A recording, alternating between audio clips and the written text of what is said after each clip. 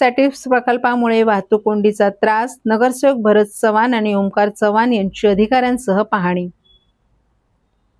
ठाण्यातील कोपरी पूर्व परिसरात सॅटिस प्रकल्पाचं काम अंतिम टप्प्यात असून स्टेशन परिसरात मोठ्या प्रमाणावर खोदकाम आणि पायाभूत कामांमुळे वाहतूक व्यवस्थेवर गंभीर परिणाम झालाय.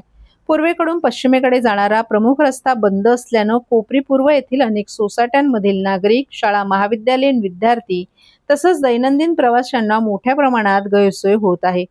या पार्श्वभूमीवर स्थानिक नगरसेवक भरत चव्हाण आणि भाजप युवा मोर्चा महाराष्ट्र प्रदेश सचिव ओंकार चव्हाण यांनी रेल्वे विभागाचे अभियंते तसंच ठाणे महानगरपालिका अधिकाऱ्यांसमवेत प्रत्यक्ष जागेवर जाऊन सखोल पाहणी केली. पाहणी दरम्यान नागरिकांच्या तक्रारी, वाहतूक कोंडीचे ठिकाण तसंच पर्यायी मार्गांचा अभाव यावर चर्चा करण्यात आली. स्थानिक रहिवाशांनी कामामुळे वाढलेला प्रवास वेळ, रुग्णवाहिका आणि आपत्कालीन सेवांना होणारा अडथळा याकडेही अधिकाऱ्यांचं लक्ष वेधलं.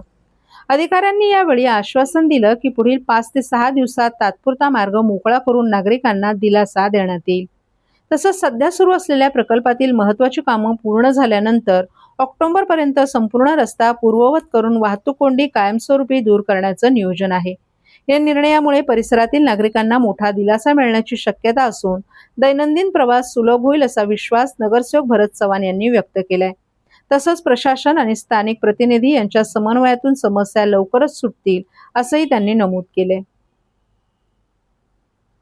पाहणी केलेली आहे, अनेक समस्या भेडसावतात, काय निदर्शनास आलं? नाही, वस्तुस्थिती आता तुमच्या लक्षात आलं की सॅटिसचं काम चालू असताना आमच्या आजूबाजूला सुदर्शन कॉलनी आहे, बाकीच्या सोसायटी आहेत, त्या लोकांच्या आमच्याकडे वारंवार कंप्लेंट येत होत्या. रिक्षाच्या विषय लोकांच्या नागरिकांच्या कंप्लेंट येते की ते तिथं तुम्ही आनंद टॉकीचे तर बघितलं तर सर्व रिक्षा बाहेर आहेत.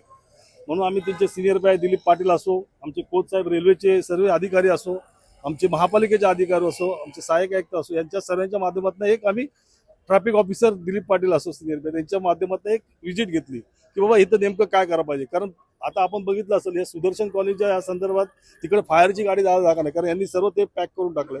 परत आपल्या कोपरीच्या लोकांना जायला त्या पलीकडे जायला त्यांनी तो पॅक केला, कारण आपला हा रोडचा आहे दुवा आहे. मग तो कोलीवाडा असो, अश्वनाथ चौक असो, हा परिसर मंगला स्कूलच्या इथला असो, या लोकांचे परत बाहेरची लोक बी ह्या रोडनीच जायचे.